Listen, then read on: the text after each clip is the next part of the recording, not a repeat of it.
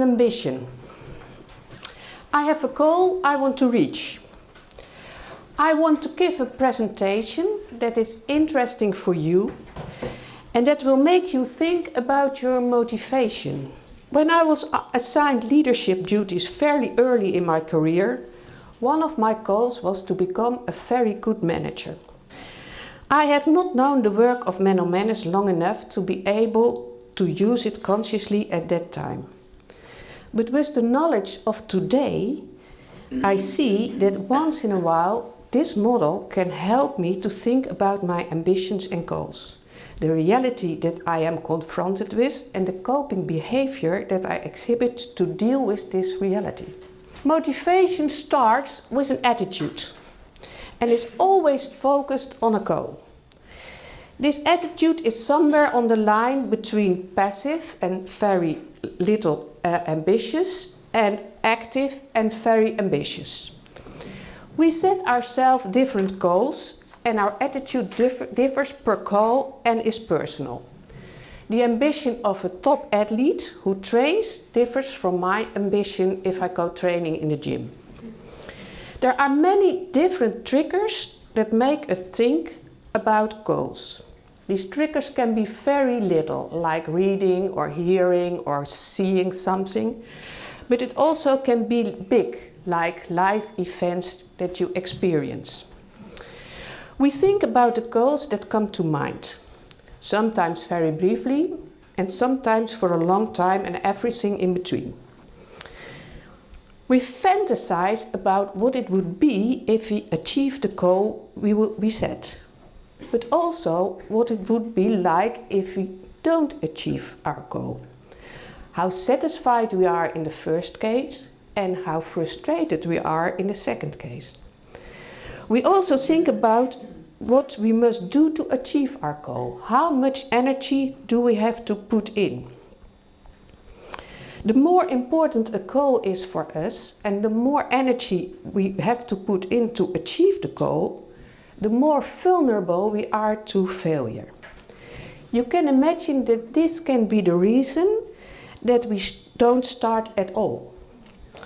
For some people, this means that their entire life, occasionally, they think and talk about something they really want to do, but they never dare to try.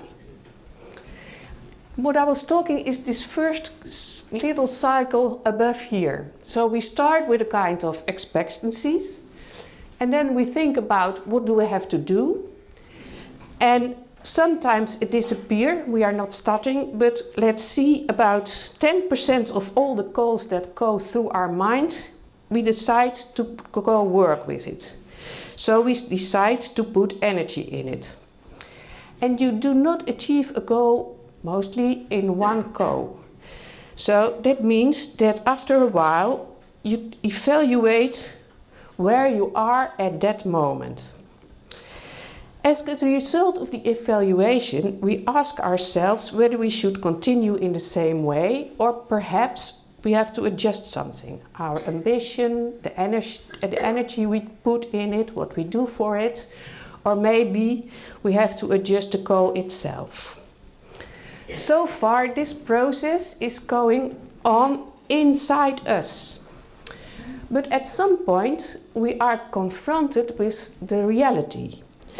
And the reality is an event that takes place and that we could not have anticipated, and which interferes with the course we are taking to achieve our goal. If you are confronted with reality, you first look at how great the damage is. For example, if you want to get a driver's license and during practice a fellow road user with hand gestures makes it clear to you that you are a bad driver, the impact is different than if your driver instructor says to you, you don't have the competences at all to become a good driver. Here it can help if you can tell yourself some little stories, like I didn't sleep well last night and if I had a good sleep the night before, I will be a better driver. If you have assessed the impact you go again through the stages in the upper cycle, your attitudes, the goal, the energy you put in. And you decide whether you will go on in the same way or whether you want to change something. It may be that the motivation process stops here. The damage is too big. But you can also decide how to handle the gap between the goal you want to achieve and the reality you are confronted with. This process is called coping, and it is this part of the motivation circle. Coping behavior is like a medicine, and we need it to protect our goal. We are all using different types of coping behavior. The situation, how important the goal is for us, and our experience in the past influence the way we cope. If something is very important to a person and the reality has great impact and leads us astray from our important goal, people can, for example, become stubborn or withdraw, or making jokes and laughing all the time, or turning into a control freak. This can all be coping behavior. Another personal example. When I was assigned leadership duties fairly early in my career, one of my goals was to become a very good manager. As I told you before, I had the idea that a manager knew everything better than the members of her team, or at least as well as the team members. Of course, this turned out differently. I came up with ideas and plans, and other people had comments and made alternatives. At such a moment, it could happen that I felt resistance and that I wanted to withdraw. It felt like failure. That reaction, feeling resistance and wanting to withdraw, was my coping mechanism. I wanted to protect my goal to be a good manager by knowing everything better. Over the years, I realized that I had to change my ideas about being a good manager. I still want to be a very good manager, but now I have the objective that I want all employees in my team to be shown their full potential. That I want to use all the knowledge, skills and talents that are available to realize the objectives of the individual, the team and the organization.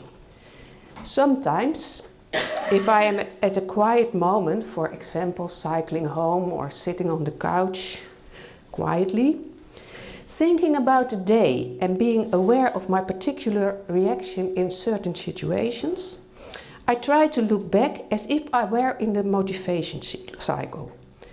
What is my important goal that was compromised by something that happened today? As mentioned before, we need coping behavior. It is our medicine to deal with reality. But being aware of what is important for you and how you react if something that happens threatens your important goal or ambition can help you deal with the situation more effectively. I wish you a very good and inspiring day, and I hope that you will get to know what motivates you. That you dare to go for what is important for you, and that you will be able to realize all your dreams. Thank you.